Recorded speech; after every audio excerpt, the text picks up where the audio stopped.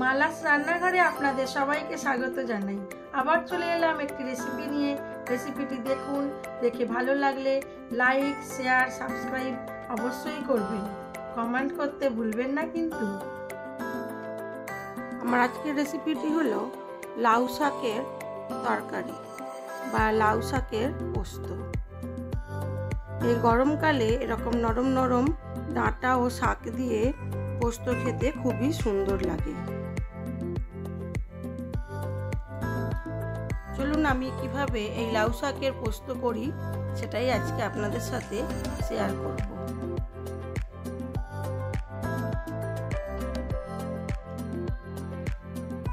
লাউ শাকের পোস্ত করার জন্য প্রথমে আমি শাকটাকে ভালো করে দেখে ডগগুলোকে কেটে নেব। নরম নরম বেশ কটা পাতাও নিয়ে নেব আর ডাঁটাগুলোকে ভালো করে আঁশ ছাড়িয়ে নেব। শাক আর আলু কেটে নিয়েছি। তেলের মধ্যে দিয়ে দিলাম কালো জিরে আর গোটা শুকনো লঙ্কা। ফোড়নটা ভালো করে ভাজা হয়ে গেলে দিয়ে দেবো বেশ কিছুটা পরিমাণ পেঁয়াজ কুচি।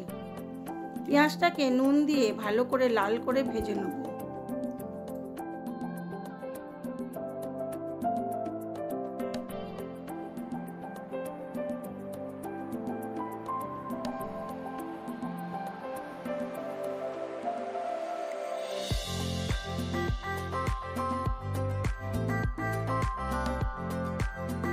ফোড়ন আর পেঁয়াজ ভাজা হয়ে গেছে, আমি এইবারে এটাকে তুলে রাখবো।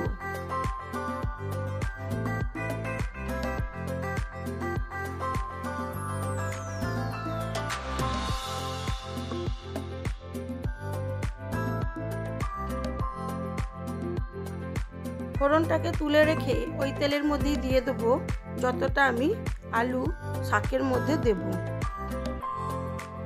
আমি খুব বেশি আলু দিলাম না, কম করেই দিলাম।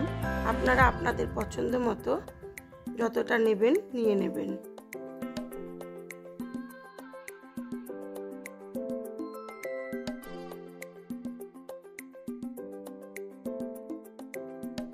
আলুর মধ্যে দিয়ে দিলাম নুন ও হলুদ গুঁড়ো।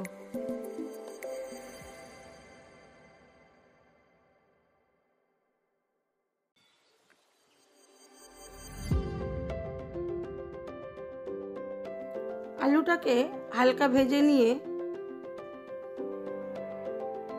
ওর মধ্যে দিয়ে দেবো পোস্ত বাটা। আমি পোস্ত আর কাঁচা লঙ্কা বেটে রেখেছিলাম, পরিমাণ মতো পোস্ত বাটা দিয়ে দিলাম।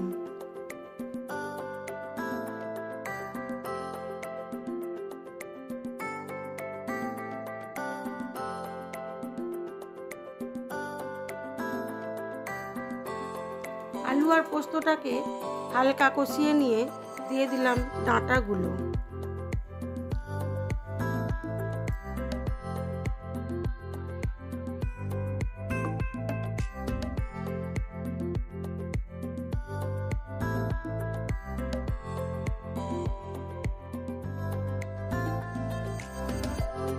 ডাঁটাটাও আলুর সাথে কষিয়ে নেব।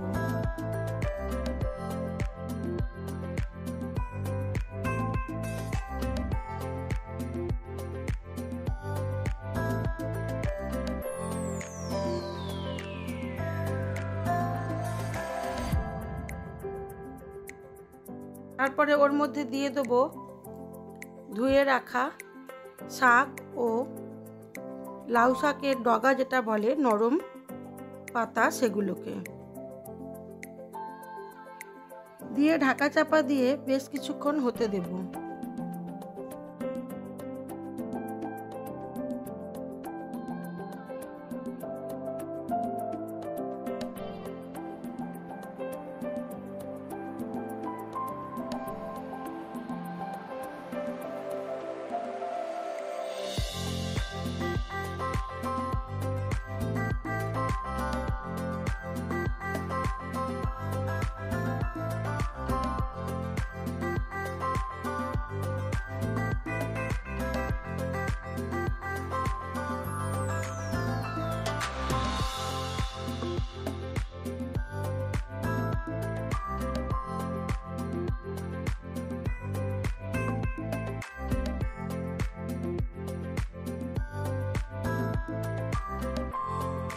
শাক, ডাঁটা, আলু সবই সেদ্ধ হয়ে গেছে।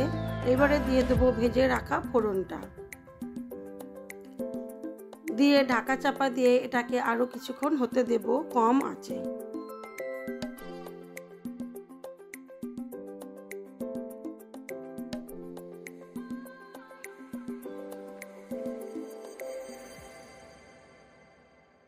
আর দেবো স্বাদ মতো অল্প একটু চিনি। হয়ে গেছে আমার লাউ ডাঁটা ও শাকের পোস্ত। আমি এবার এটাকে সার্ভ করে দেবো। আমার এই ভিডিওগুলো যদি আপনাদের ভালো লেগে থাকে তাহলে লাইক, শেয়ার, কমেন্ট অবশ্যই করবেন। নতুন বন্ধু হয়ে থাকলে একটা সাবস্ক্রাইব করে দেবেন। আমার আজকের লাঞ্চ মেনুতে ছিল সাদা ভাত, কলমি শাক ভাজা, লাউ শাক, আলু দিয়ে পোস্ত, আলু পোস্ত আর মাছের ঝাল, আর ছিল আমের চাটনি।